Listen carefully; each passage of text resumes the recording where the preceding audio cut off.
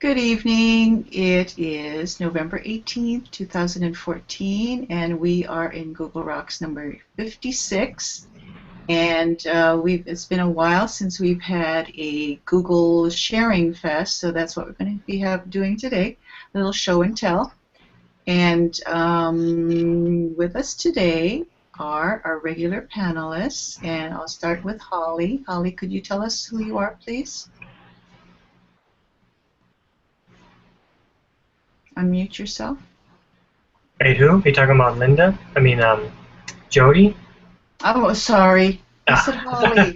Oh, no wonder she didn't respond. Oh, I always do that. I did that the other day. I did looking for Holly. June instead of November. Oh, yeah. And I was doing so well. Okay. Jody, can you say something about yourself, Jody? I'm Jody Brown. I am the librarian at Kalama Intermediate. That's it. Great. Michael? Hey everyone, I'm Michael. Michael. I'm a tech integration specialist at Iolani School. And we have Michelle, I think. Is she there? Maybe not. Okay, Michelle. Kind of in and out. There she is. Yeah. Hi, everybody. Are we introducing ourselves? Yeah. Yes. Oh, sorry. Hi, I'm Michelle Colt. I'm from Halikula Elementary School. I'm a librarian. Is that your Minecraft poster in the back there, Michelle? Actually, it's Ethan. Yeah. Are you going to be sharing anything today, Michelle? Or no? Little tidbit. Maybe you'll think of something. Maybe. Okay. Alrighty, so we're going to go, Michael is going to go first, then me, then if you have something, Michelle will ask, and then Jody will go last. So take it away, Michael. It's a surprise what Michael's going to share, but it has to do with Google, so hooray. Of course. I recently, a couple weeks ago, I had the chance to participate in what's called a GeoTeacher Institute, a Google GeoTeacher Institute. There was one hosted here in Hawaii. At the University of Hawaii, well, not the University of Hawaii, but the lab school that's by the University of Hawaii. And I learned about all things involving Google's geo tools. So that is Google Earth, Google Tour Builder, Google Maps, the new My Views, Google My Maps. I learned a whole ton of things that I wasn't really aware of. Lots of cool tips and tricks and things you can do with Google's GeoTools with your students. So I wanted to share a couple of neat tools that you can use in Google's My Maps that I thought were pretty interesting and may offer maybe pretty helpful to use in the classroom. So let me share my screen here.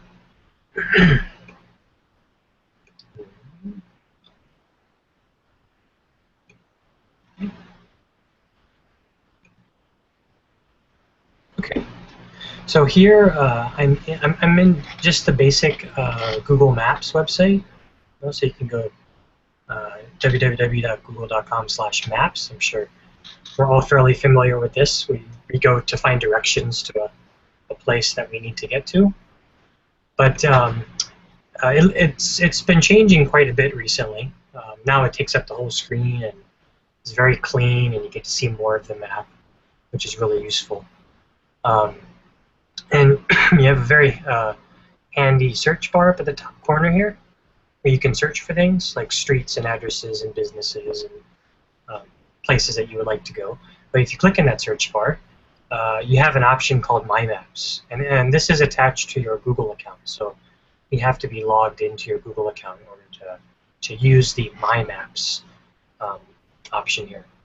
And what My Maps does is it allows you to create your own maps, to set your own place markers and to create your own tours, as well as do a whole number of other things. I'm going to show you some of those things that you can do. So if I click on My Maps, I have some maps that I've created already. Let me zoom in. So I have some maps that I've created already playing around, but I have a specific map that I've created for tonight's episode. So I'm going to click on My Map here. and it's going to take me into my maps. Okay, that. Okay, and let's see. I'm going to zoom in to Hawaii. So there's a whole bunch of things you can do here. Get down into Hawaii here. Oops. Okay,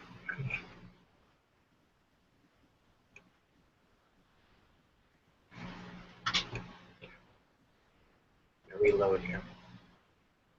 There we go. Okay. Okay, so when you're creating your own map, you have a lot of different tools you have access to the entire world, right? To Google's Maps, and if I zoom in here a little bit, you have some options up here. So you can set your own markers, and what's nice about creating your own markers is you can embed a whole lot of different kinds of information, text, images, and create specific place markers based on whatever it is you're teaching or learning. There's also a built-in ruler, so you can measure distances between points, and you can create your own directions. But what I wanted to show you was the option to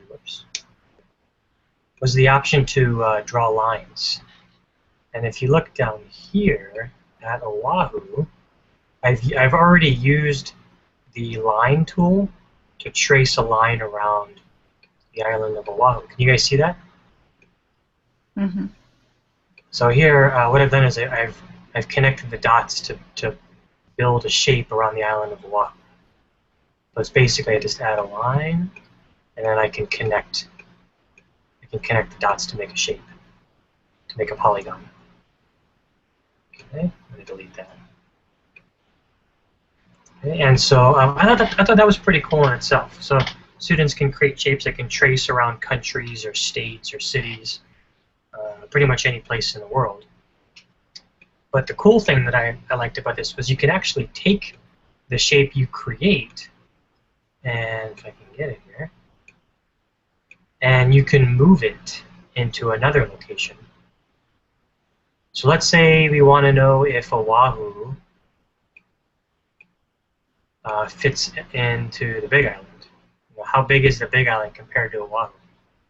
So if I place my shape of Oahu into the Big Island, you can see that Oahu is pretty small compared to the Big Island.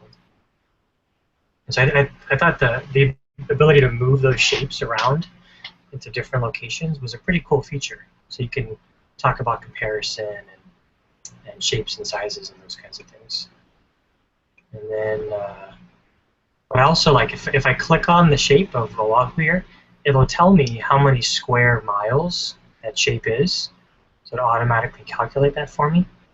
And it'll also tell me what the distance is all the way around my shape. So all the way around my shape, the distance is about 129 miles. I wasn't extremely accurate with my shape of Oahu. It's not perfect, but it's a quick and easy way to determine the distance or the how big a location is around that kind of thing. I thought that was pretty cool. Are you able to send that or save it and send it to people? Yeah, so another neat feature of this is you can actually share your map. Let me save it real quick. You can actually share your map as if you're sharing a Google Doc. And you can give other people the right to edit it. So you can have your entire class working on a single map and inputting points on the map and creating information. Or you could invite your entire class on one map and have them create polygons or trace around different parts of the world, or drop place markers in different locations based on whatever it is you're learning. Is this similar to lit trips, or is that something different? What's that? Is this similar to lit trips? Google Lit Trips. Well, LitTrips uses some of Google's geo tools like Tour Builder and Google Earth. I think some of them may use My Maps. I haven't explored LitTrips recently, but you could create a lit trip by using My Maps, definitely. So you could create a map based on a book that you're reading in class, and then plot the points, the locations, those kinds of things. Mm-hmm. It looks a lot easier than Lit Trips. Yeah. Well, yeah, because I think LitTrips in the beginning was using Google Earth, which is a standalone application. But I know some of the new LitTrips on the website are using Google Tour Builder, which is now web-based. But they could also use My Maps as well, because this is also web-based. And I can make my map public if I wanted to. So I can change the access, the share permissions, to make this a public map if I wanted to. It'd be cool, I think, if we had a separate Hangout on Google Maps and. Oh yeah, there's so much you can do. Yeah, Yes. there's that 360 photo view, all of those. That would be a cool show all in itself about Yeah, maps. because there's so much you can do with Google's geo tools that I wasn't aware of. But it was a lot of fun participating in that workshop. One other neat feature of My Maps that I just wanted to showcase was the ability to create data on your map. So you can actually, so as I mentioned earlier, you can invite your students into this map, and you can set up a data table here with rows and columns. And then this data matches up to the points that you create on your map. So as students create points, it will automatically get inserted into this data table. So I can create new columns. I could say, what do you call it? Say size, that would be a number actually.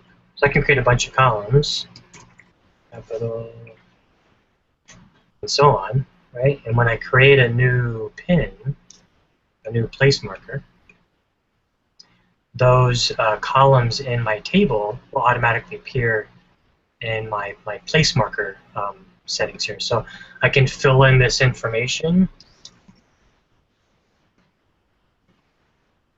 Let's see.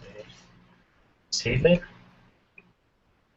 And that gets placed in my table as data. You can also import, you can create a spreadsheet like in Excel or in Google Sheets, and you can import that spreadsheet into your map as well, and it will automatically create the place markers for you with the information built in, or you can just, as I just did, you can have your students create the place markers, and then it will automatically generate the table for you. So there's a couple different things you can do. I wonder if you could do Google Forms. Could you put down that way? Maybe? Yeah. So one thing that we did at the workshop was the trainer had a Google form that we had to fill out. So it asked for a specific location on the Earth, and it asked us for some other information. And of course, when you do that in a form, it gets dumped into a spreadsheet. So then you could import that spreadsheet into My Maps, and it'll plot that form data for you. Yeah, it's really cool. That is very cool. Yeah, lots of potential. And this is just one of Google's geo tools. Yeah, let's plan on a geo show, because I'm not real familiar, and I would love to. Yeah. Pick your brain about it. Neat. Is that it? Yeah, that's all I got. Cool. Very cool. For now. For now. Awesome. Okay, Michael? so... Oh, yeah. I got a quick question. Do you play GeoGuessr? No, but we played that at the workshop at the Institute. It's pretty cool. That game. Yeah. Okay, just curious. It's really hard. Yeah, unless you cheat. I'm good Yeah. at cheating. That's funny. Okay, so this is me, my contribution for tonight. I think we actually had a show coming, a show in September about Google sharing, and I think it didn't happen. And so here I am sharing it tonight, and I'm thinking that maybe if it turns out okay, I will actually pull it out of this and use it as a tutorial if it works. So it's about Hangout on air controls, and I'm not sure if the people who are guests on Hangouts really know what's happening behind the scenes. So I thought I'd do a little slideshow about what is there, so that you can kind of know as of today. This is basically a snapshot as of today of what the Hangout controls look like to the person who's starting up the Hangout. And so is that big enough or too small? Is that better if I open it up that way? Bigger? Yes, okay, I'll make it bigger, a little bit bigger. Okay, so what I've done here is, make sure I got this right, okay, set up what the screen looks like before you go on air. So here we are in the green room, and what it says there is to start the broadcast. So we're in the waiting room, and if I press that button there, that will actually start the broadcast. What the screen that I'm showing you right now is actually a screen share, and it'll tell me at the bottom that I'm screen sharing.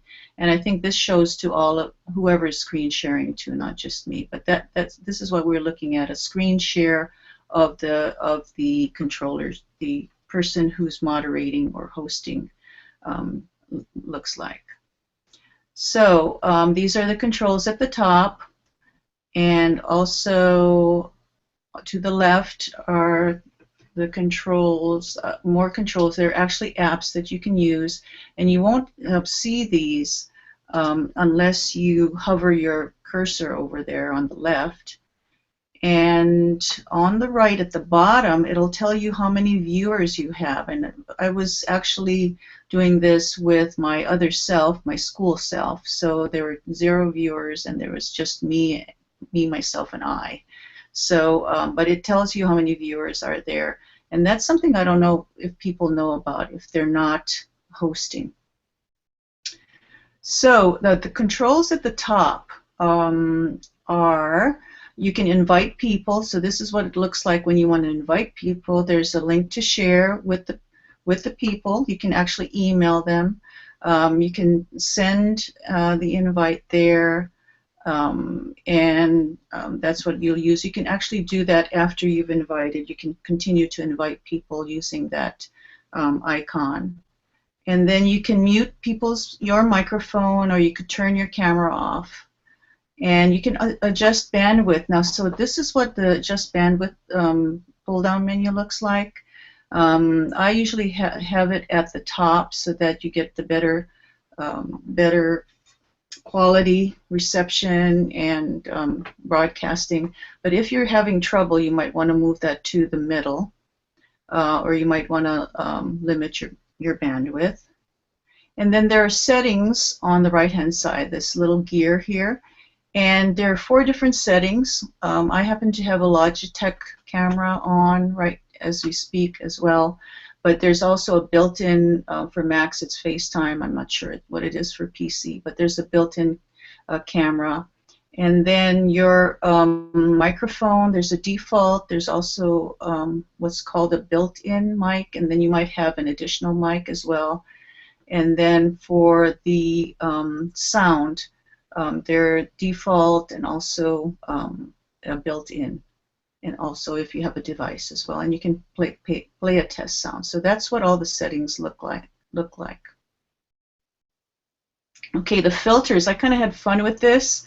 If you hover to the right of your screen before you go on the broadcast, there are 8 different ways that you can change yourself. And so here they are. Enhanced looks like this. spotlight, focus, where I'm right at the middle here, warm, if you want to look warm, bright, bright was too much, as you can tell my eyes were, were popping out, smooth, if you want to look smooth, and black and white. And what I recommend, though, is just to stay with the original. That is best, I think.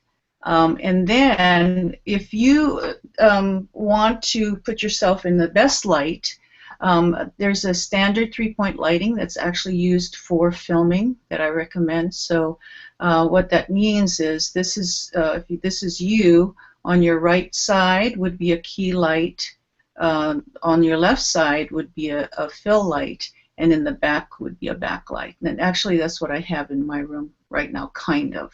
So that kind of gives you a real good lighting for yourself, or a decent lighting for yourself. Okay, so and then you can add apps on the left, and we have we always use the Hangout Toolbox app to put our lower thirds on there, but there are a lot of others. And here's this screen here says shows you the ones that I have set up, but there are some other ones. And so I did a screenshot today of the featured Hangout apps that were on my machine, and I'm assuming they're the same for others. I'm not sure. But these are basic ones like the draw, and you can actually draw on the Hangout itself, which is kind of cool. Music making, you can make music together on the Hangout. You can use the remote desktop, which is basically providing tech support, and I'm assuming you can go into the other person's computer and do technical support. Sporkle, I guess, is a quiz game thing. Hangout Toolbox is what we use all the time to create our lower thirds, so that's pretty basic. And there's something called Warlight, which is a customizable strategy game where you compete to conquer the world, and this kind of made me think of Minecraft, and I was kind of wondering what that was all about, so maybe we'll explore that sometime. And the story before bed is really cool. It's you can actually read a story. Grandma can read a story to the grandchildren who are in different parts of the world, and also record stories for later. That's kind of a cool app.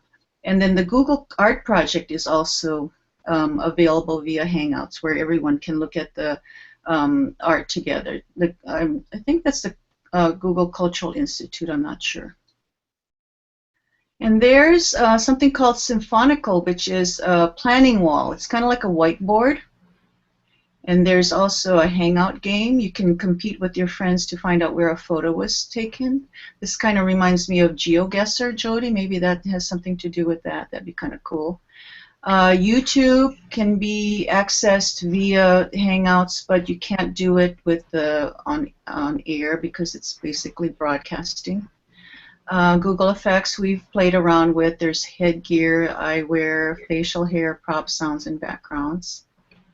And there's Scoot and Doodle. Uh-oh, Michael's got some Google Effects going. Watch out. Scoot and Doodle, which is draw, design, and think collaboratively for up to 10 people. So that's kind of cool. I'm not sure if I'm pronouncing this correct. Kaku or Kaku or Kakoo, I'm not sure, for Hangouts. But it's for sharing diagrams. It's great for meetings, business meetings. And then there's Uber Conference. Participants can join via phone with a dedicated number. So if you're in a location that maybe you can't get that Hangout, you can join via phone. So those are the ones that were on my screen. And this is what we use, our lower third, and that's how that works. It's part of the Hangout Toolbox. And we always pick the left side, and you can actually put your name. You have actual 2 lines you can work with, and you can choose a color. You can do a custom overlay. So that's part of the Hangout Toolbox, lower third.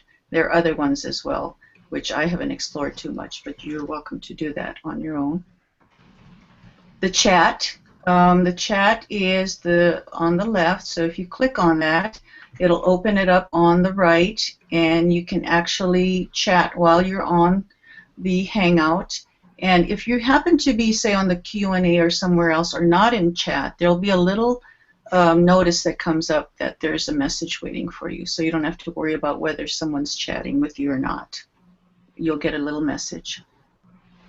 And you can also use Google Drive to share documents from your Google Drive, which is really cool.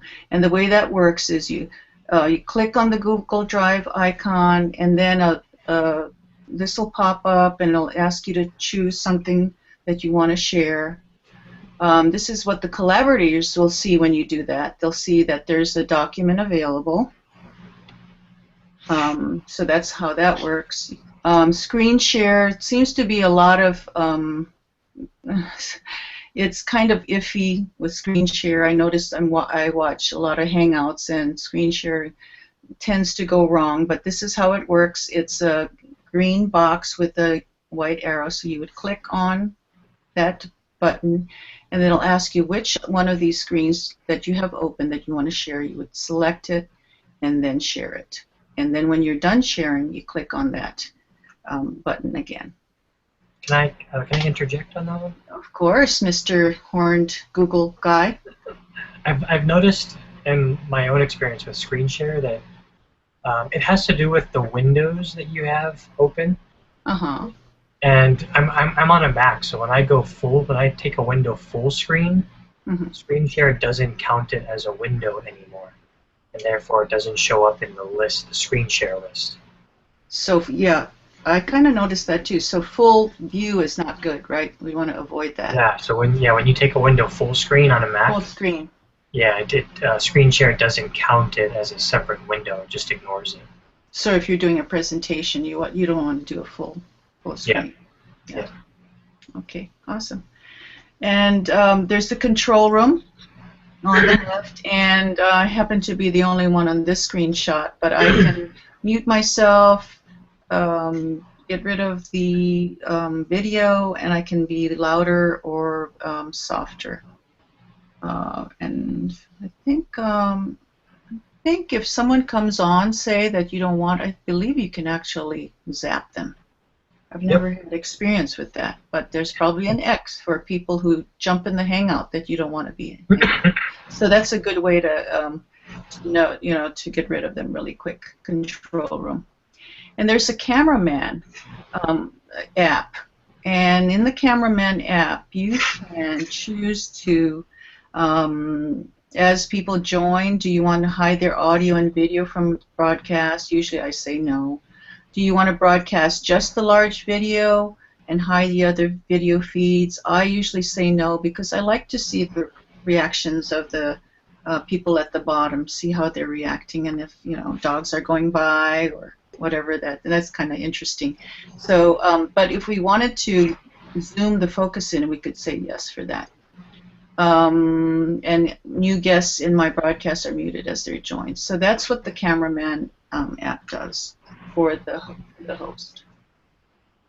Capture, we know, is taking a photo. So if you click on that, this little icon will come at the bottom where you can click on it, and when you click on that, you actually take the picture. And where did the photos go? They go into Google+. I didn't know that until I actually did that. And the camera actually shows to everyone, so everyone usually knows what's happening with the camera. And the YouTube, this is for when you do an event, when you do a Hangout event. These are the things that show up in the event. You can add a trailer from YouTube. You can add your photos, which is what I usually do. In the back, you can see there's a photo of our logo that I use. But there are different things to have for a trailer, not just a video. Although it says trailer and you usually think of a video, it can be a photo as well. And you can add apps. I thought I did that already. Okay, that's an extra one. Alrighty. There's a Q&A, and that's where participants can participate with the panel. We actually have our Q&A open right now. You have to do that ahead of time, and if you click on that, it'll show up here, and you'll know that it's active. There's a showcase that I haven't used, but I think Michael, you and Michelle, you might have used this on EdTech mixed plate. Yeah, we did. How did that work? We have a separate show notes document, so it's kind of like double work. So we haven't used it recently.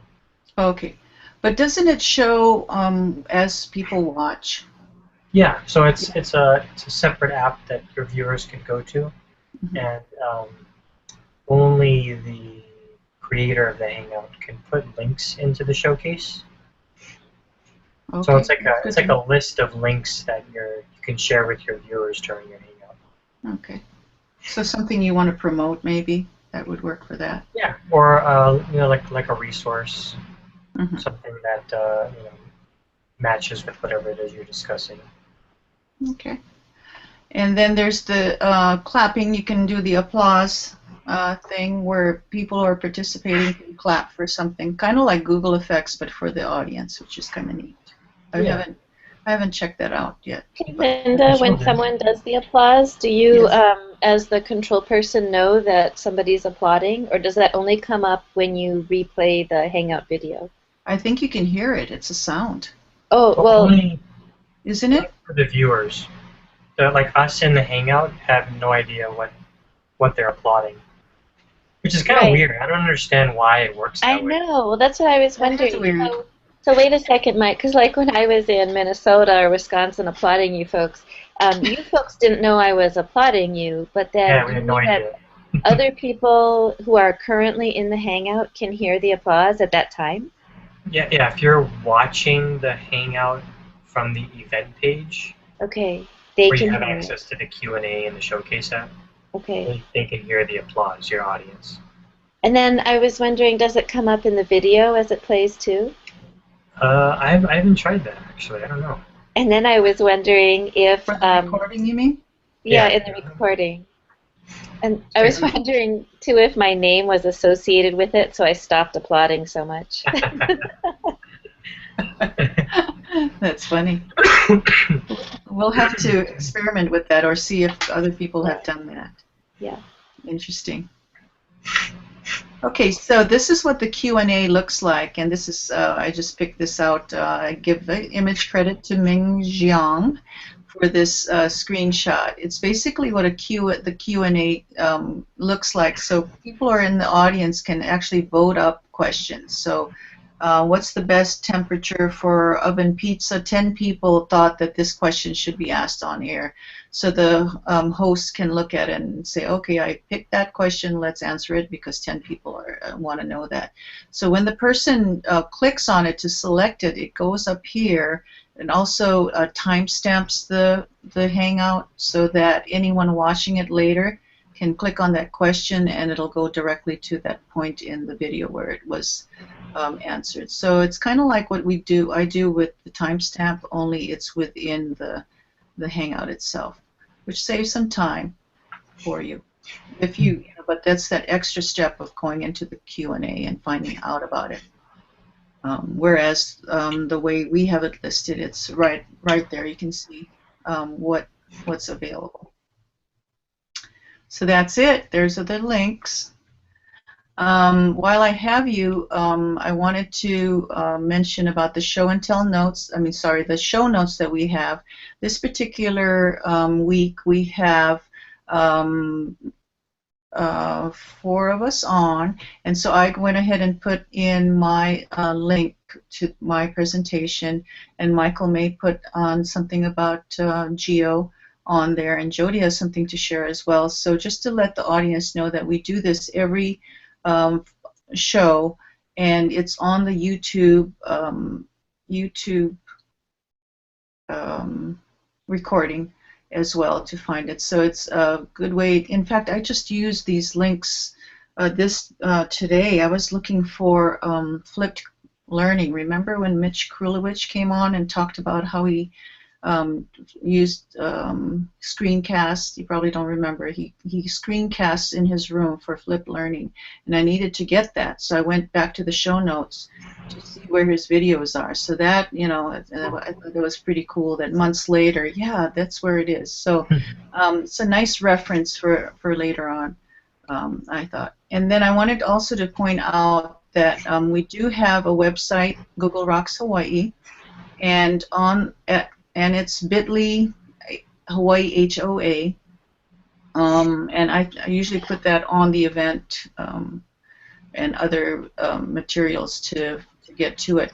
But I wanted to point, and I have usually the last episode, which was Linda Yolis came on last week, and I wanted to point out that I just added a calendar, and so just keep in mind that it is a tentative calendar. But here we are today with Google Show and Tell.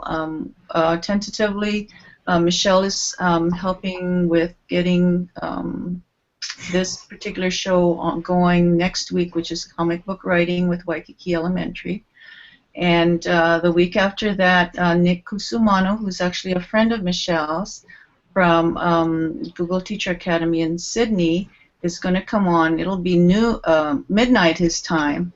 And he's going to tell us about TheaterCast, which he is totally involved in, and some Chrome extensions and apps for creativity. So that's going to be cool.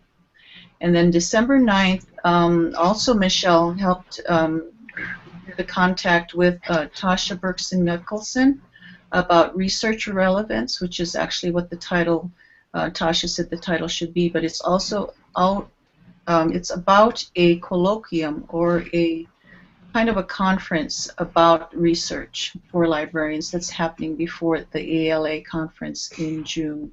And then it usually looks like this, to be determined. We are going to go take our 2-week vacation like we did last year and have fun with our family. And then Patty Lewis is coming on January 6th to talk about augmented reality and 4D. And so, yeah. We can fill these in as we go. This might change depending on schedules. It's not in stone. So just to let people know that the calendar is available. And that is it for me. Any questions? No, thanks, Linda. I like your calendar. And hey, did you see too that Nick presented at the Global just happening? Right now, virtually, the Global EdCon. Yeah, yes. So that was very really coincident. I think very coincidentally, strange time for that too. It was 1 o'clock his time. Yes, very coincidentally, I think what he shared, he's going to share with us as well. Ah, great. In a couple weeks, so it's going to be really great. Yeah. That is. Yep. Yeah, that's exciting. So. I was wondering if you folks have already played with Google Inbox. Have you played with that? Yep. Oh, you have. Mike, you could probably teach me things. Linda, have you tried Google Inbox? I have not. Tell me about it. Well, I can't say too much because Mike really probably knows more, but my brother-in-law sent me an invite, and I just kind of opened it up and looked at it today, and it really changes the way your Gmail looks. Yeah. It has a different appearance, and there's lots of features you can do with it too. I have one other thing I want to show you, so I'll just show you that really quick. And like I said, I can't do any how-to, but there is a quick video. I haven't even had time to watch that yet. Let's see. It seems like. Can you go back if you don't like it? Can you go back if you don't like it? I can. Actually, today I went back and forth even between.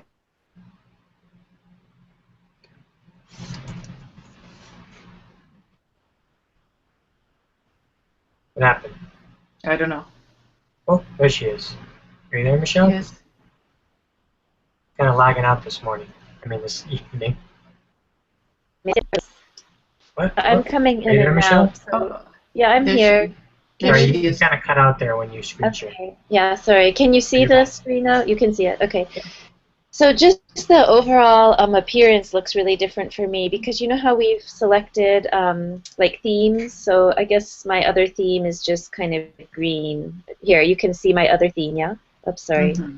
But then in Inbox, it's so clean. I really like how clean it is. And then what I noticed, see, it wasn't like this morning. And Mike, I don't know if it's usually like this. Like, do you still have your forums and promotions and social that pops up at the top? Yeah. Oh, okay. And then I guess when emails come in, I can see them quick here. I can, if I had pinned things, which I hadn't, so I haven't even tried that yet, but if I had, then I could adjust up at the top to see only my pinned items. Mhm. Of course, you can still search things. I know, I just think it's so much cleaner. I really like it. So I do need to play with it. To create a new message, you hit the plus, and then I guess you're seeing the people I frequently email that pop up. That's kind of cool. I hadn't noticed that. Or I can also create reminders for myself, can't I? That's neat. So hey, Mike, wait, are these like I could chat with Rachel or Linda or Megan, or is this to send an email to them? It's just to send an email. Send an email. Okay, If so you that's click kind of on neat. Yeah. the Hangout icons at the top, so Uh-huh. you could use the Hangout icon to chat with them. Ah, okay, okay. Yeah. Yeah. And then that's the same navigation we're seeing now to like the grid and the bell for notifications. So anyway, I just thought this was kind of neat. And then what I wanted to share actually, because we've had, we talked about Minecraft on Google Rocks too. I love this article because it's written to parents actually, and it was published in the magazine or the journal Modern Parent. And it's, I think, written in really plain English. So the author, Margaret Rock, talks about what Minecraft is, just the basic what it is, and how kids are, you know, really interested in it and playing it a lot. And then she gives the history of the company, and she says, you know, when you talk to kids, they get right to it. Minecraft is about creating buildings and items.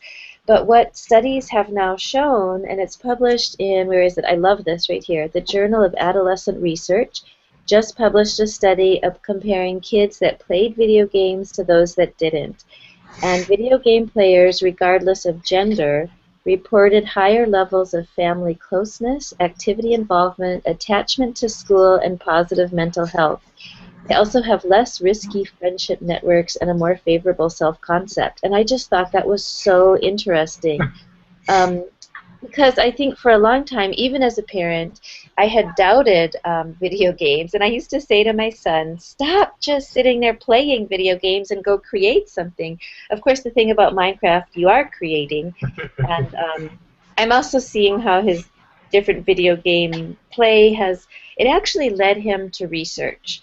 And it's kind of a new question I have, Linda, and I don't even know how to explore it. Oh, But I'm not, oh, sorry, did I cut out? Yeah, just for a second. You're back. Okay.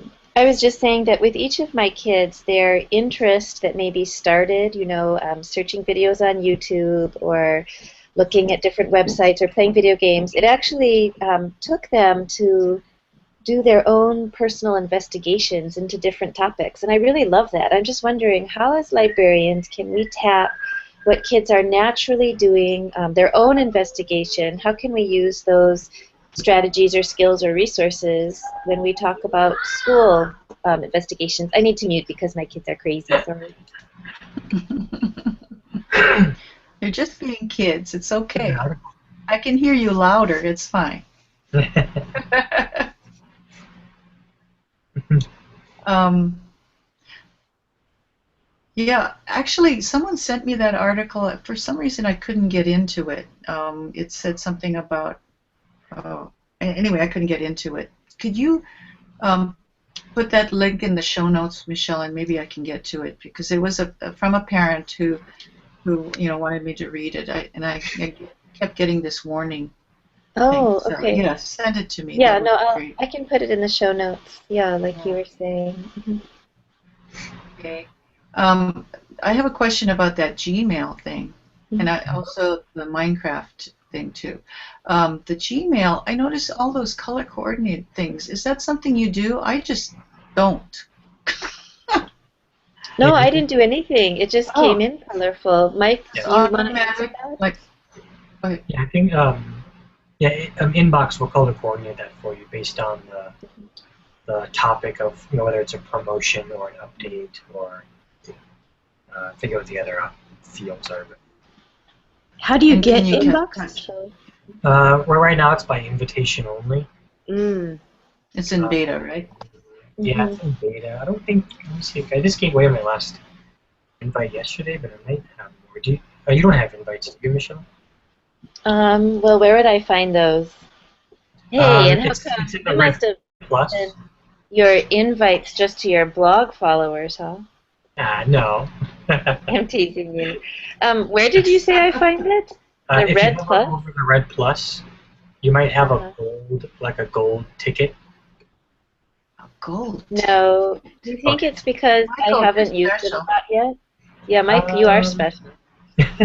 well, I don't know, because when I first got it, I wasn't able to send out invites, and then a week later, I was able to give out 3.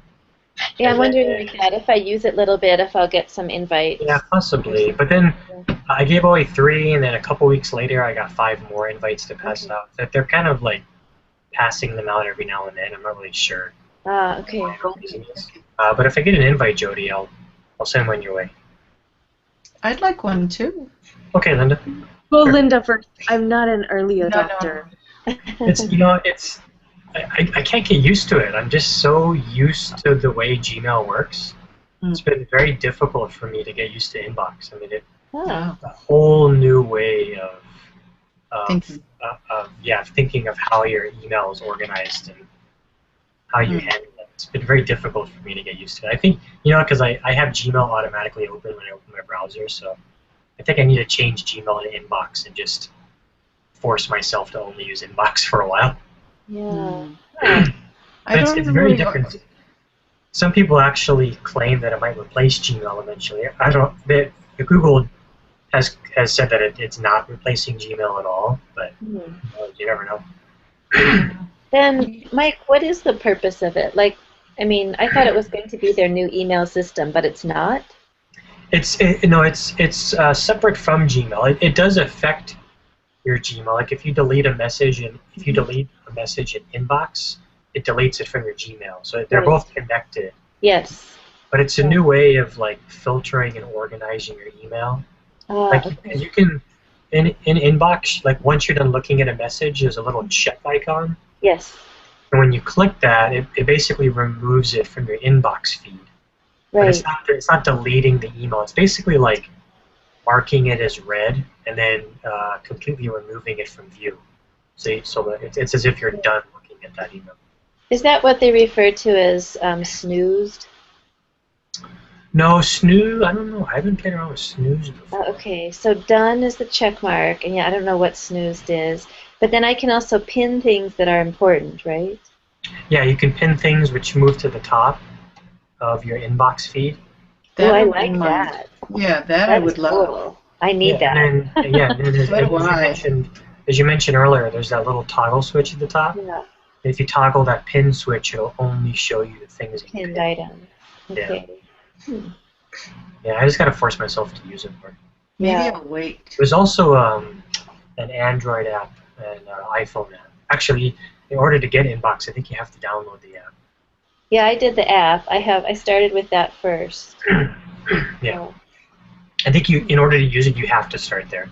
So you have Okay. to download the app, Okay. connect your Google account, and then Right. you're allowed to use it on your device. Yeah.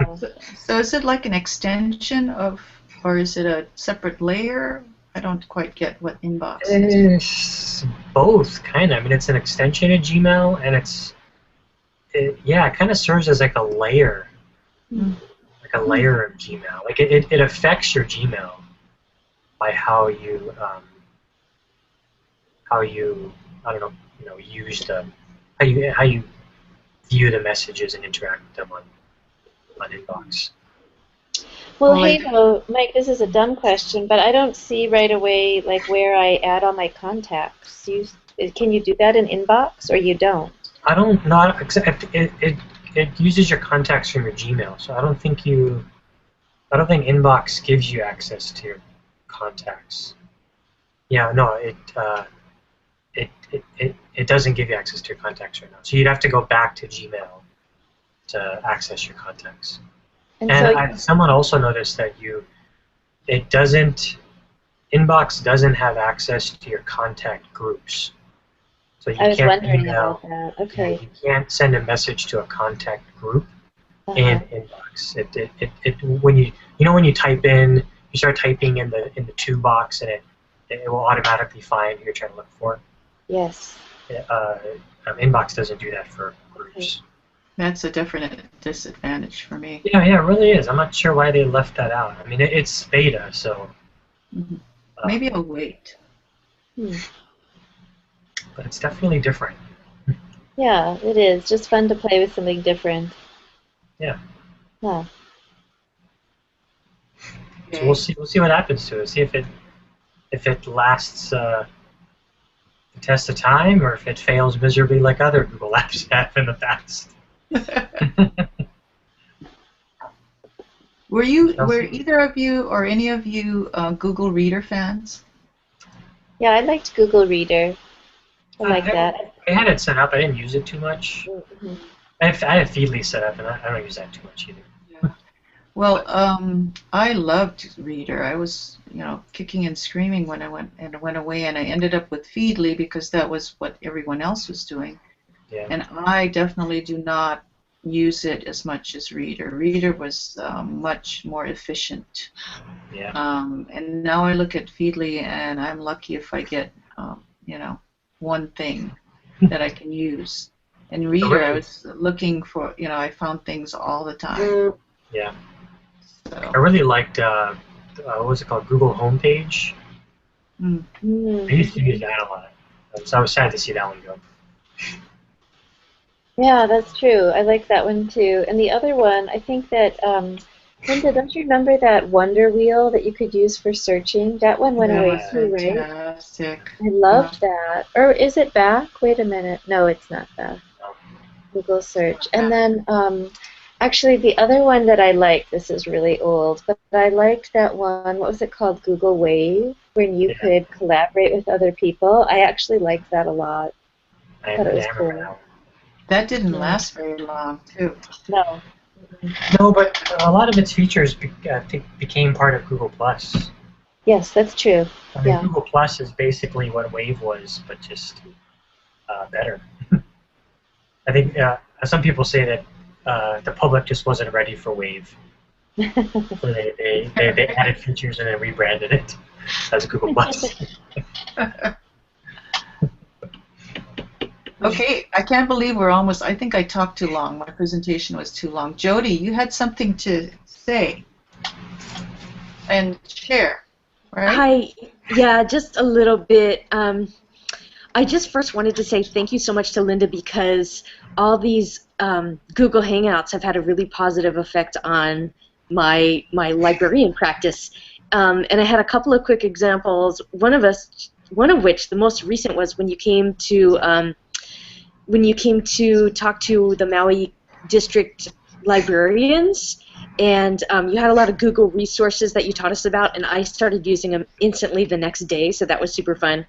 And a lot of them were like the way you do searches for Creative Commons in Google image search. That was awesome. And in fact, I even taught that today. And then another thing that I used well, it took a couple of months, but remember early last spring, we had one on robotics, and I ended up writing 2 grants. I got both of them awarded, and I've had a robotics team ever since this August. So that was a hugely positive impact as well. So thank you. It's been really, really nice having you as a mentor, Nice. even Well, over the Michelle and Michael too, I'm just the moderator. Thank you very much. That's true. Thank you all. So true. Your comments are gold to me. Thank you. Yeah, So you've been much. really hugely helpful. And so I just had I had a question I was going to ask, but to be perfectly honest, I found the answer today when I was at work. The original question was, why is it if I've created this open document that I posted onto my Google website that I put, I set the publicity as public on the web, and then I've had 2 or 3 students email me saying, may I please have access to this document? But I've already set it as public on the web. Well, it turned out what happened was we have a teacher who has a Kalama Google account, and she and I conflict a little bit. So I do my own stuff. But anyway, so the students don't have access to stuff outside their own Google domain. That's what happened. So I've been trying to start becoming a Google Apps for Education teacher on my own without any on-campus help, and I've gotten stuck. So I don't know. Maybe I can make an appointment to meet with you sometime, Linda. Anytime. Thank you. Okay, and then finally, this little other Manini thing is, and I'm gonna screen share this one. Let me switch to it. Today do you guys read American Libraries Direct every Tuesday and Friday? Do you get that in your email? No, but I should. I love it. It's one of my favorite subscriptions. And so today's, the November 18th one, at the very bottom, the last article is called 36 Expert Google Search Tips. And, oh, that's so funny. And then you click on the article and, oh, it is called 36. Okay, my tab says 35. Oh, it does. The URL says 35 and the article is called 36. Who cares? Whatever. But I've already emailed it to all my staff because it's got these 3 little grayscale charts. And when I got all the way down to the bottom one, it had some tips I didn't know. I was so excited. So there's some stuff I'd never seen before. And some of it is just silly stuff like to roll a 6-sided die and to roll a dice in the search bar. And who cares? Exactly, bacon number. I had to look that up to see what the heck the bacon number was. And then, of course, it's obvious once you see it. So it was just fun, and you probably know most of them, because even I knew a lot of them, and I'm not nearly on a par of the Google experts that you all are. No, don't say that, Jody, because Google changes everything every 2 weeks, and maybe every once a week. And I actually read that article, and I didn't know some of the things.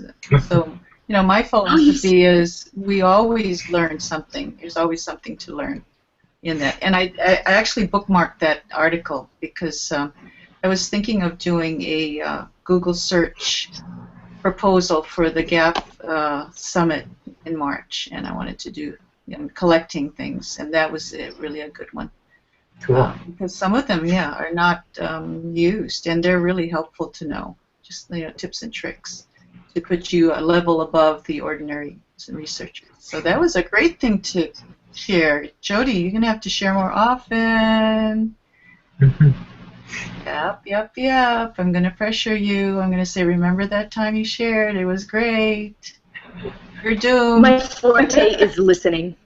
I'm a really good listener. No, really great that you participated and shared. That's wonderful. Thank you so much. Okay, we're hitting the top of the hour. I did actually want to ask Michelle one more question, and Michael and Holly, Jody as well, about the Minecraft thing. Okay, so I have this 6th grade girl who's very interested in Minecraft, and she and I are talking because I'm saying to her, I want it to be, how can we use it, so how can we tell the teachers about it? So we have one girl. We also have another girl who's in 7th grade who's interested as well. So what I've agreed to is to have one computer that has the Minecraft where I can see it, and let's just see what happens with that one. And then suddenly the second computer has Minecraft. So how do I, and then I also have a 7th grade boy that is an expert, and I said to him, David, how can we get teachers? How do we go to the teachers? Do either of you have a next step for me? What do? I have these kids. They're ready and willing. I know Joe Wood of California, remember? He came on, talked about ISTE actually, but he's a real heavy into Minecraft, and he does training sessions. I know he's had kids actually have full-on sessions where the teachers come and teach and learn from the kids. But with these 3 kids, what's the next step with that? What should I do? Linda, I have a follow-up question. Did you buy the Minecraft game and load it on the computers? Well, it started with the demo, and then we noticed the second computer that it was the full-on program or app or whatever. What is it? A program or an app? Anyway, it's Yes. on there. So somebody put it on there. You know, it's mysteriously appeared. But Someone's. you didn't purchase the Minecraft EDU. I You have it. just have the Yeah. Minecraft. That's another Oh, thing is what, you know, okay. should I find out, should I purchase the Minecraft or purchase the EDU? What should No, I? I think maybe what I would say first as the next step, because you need to see if your teachers are receptive, is maybe have the students ask their teachers if they can use Minecraft to synthesize and share their learning or information. So, for instance, we have a student at our school who just researched, I think, the North Carolina colony, and so to demonstrate, the hardships that the colonists faced and the community they built in North Carolina, and just her whole understanding of the beginning colony in North Carolina, she created this world in Minecraft to demonstrate that. So my son had to do that before with a biome project, and he and his friends created something. Or like my nephew is building different houses or a village or town, and we've done that with communities.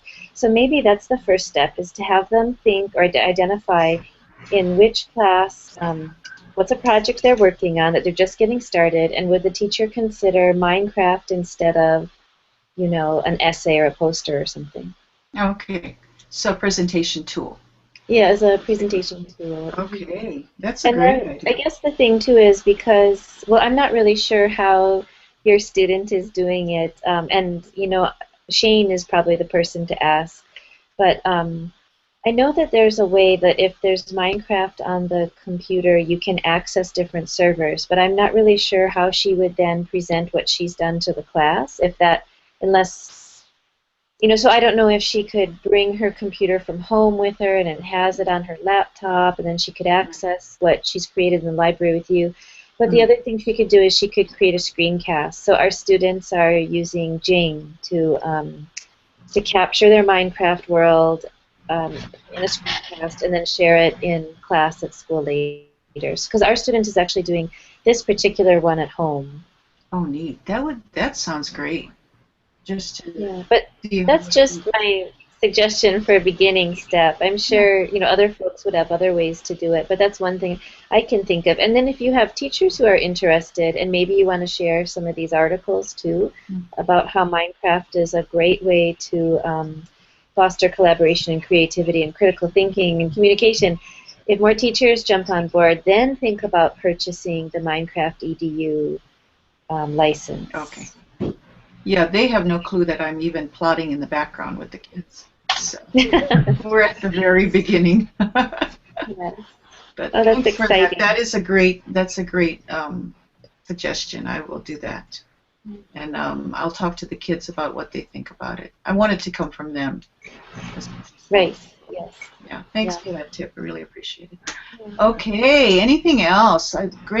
Great show tonight. I learned a lot, and we're going to definitely do a geo another time. Sometime we'll plug that in and bring other people.